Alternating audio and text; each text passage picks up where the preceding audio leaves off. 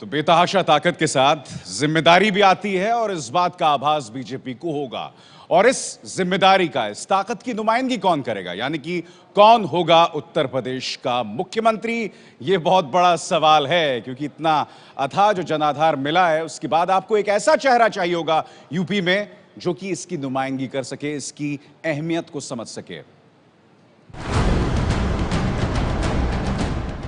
देश के मौजूदा गृह मंत्री राजनाथ सिंह का पलड़ा यूपी के सीएम पद के लिए सबसे मजबूत दिखता है, क्योंकि वो यूपी से ताल्लुक रखते हैं। साल 2000 से 2002 तक सीएम का भी पद संभाल चुके हैं। यूपी को बीजेपी में जीत दिलाने के लिए बतौर राष्ट्रीय नेता सबसे ज्यादा 125 रैलियां राजनाथ सिंह ने ही की थी।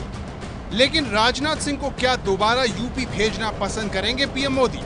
क्योंकि केंद्र में बार बार प्रतिभा की कमी को लेकर सवाल उठता रहा है। खुद राजनाथ के लिए भी ये फैसला लेना आसान नहीं होगा कि वो केंद्र में बने रहें या फिर लौटकर प्रदेश की राजनीति करें। यूपी के गाजीपुर से बीजेपी सांसद मनोज सिन्हा भी सीएम पद की रेस में हैं। बड़ी वजह उनका मोदी और अमित शाह का करीबी होना। IIT BHU के छात्र रहे मनोज सिन्हा अभी मोदी सरकार में दूरसंचार और रेल राज्य मंत्री हैं और उनका काम भी संतोषजनक रहा है।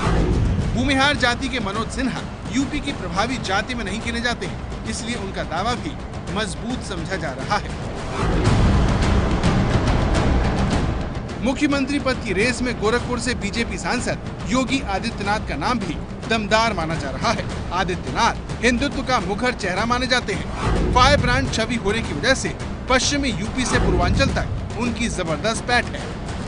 3 विशेषताएं उत्तर प्रदेश के मुख्यमंत्री में क्या होनी चाहिए? सामाजिक, आर्थिक और सांस्कृतिक विशेषताओं को जानने वाला व्यक्ति होना चाहिए। उत्तर प्रदेश के सर्वांगीण विकास के बारे में एक रचनात्मक सोच उस व्यक्ति के अंदर होनी चाहिए। उत्तर प्रदेश को देश के विकसिततम राज्यों में स्थापित करने का जज्बा उसके अंदर होना चाहिए। इन तीनों में आप कितने में फिट हैं? मैंने कहा ना, मैं तो सब में फिट हूँ। प्रदेश के नेताओं में, पूरे संघ परिवार और बीजेपी के कार्यकर्ताओं में वो शायद सबसे ज्यादा लोकप्रिय हैं और उत्तर प्रदेश में बहुसंख्यकों का ध्रुवीकरण कराने में उनकी सबसे अहम भूमिका भी मानी जा रही है। लेकिन बहुत ज्यादा कट्टर व आक्रामक चेहरा होने की वजह से उनके चयन में कुछ परेशानी जरूर आ सकती है।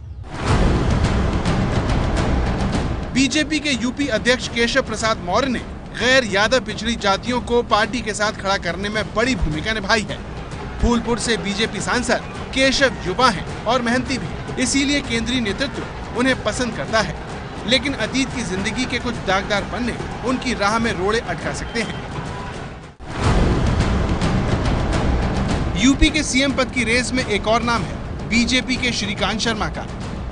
श्रीकांत शर्मा अभी पार्टी में महासचिव और प्रवक्ता पद की जिम्मेदारी संभाल रहे हैं। मथुरा से पहली बार विधानसभा चुनाव श्रीकांत शर्मा ने लड़ा और बड़ी जीत हासिल की।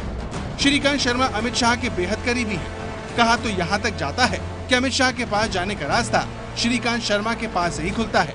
यूपी में कमल खिलाने वाली बीजेपी के पास चेहरे तो हैं, लेकिन चुनौतियां भी कम नहीं हैं। जानकारों के मुताबिक यूपी जैसे बड़े और जटिल प्रदेश में कोई भी डमी कैंडिडेट नहीं चल सकता और जिस कदर जनता ने आगे आकर बीजेपी को बहुमत दिया है, उसके बाद जनता की आकांक्षाएं और अपेक्षाएं भी बहुत भारी हैं। भारतीय जनता पार्टी का कोई भी चेहरा होगा उत्तर प्रदेश के नेताओं में से, ये सपा बसपा के जो चेहरे सरफेस पर है उससे अच्छा होगा।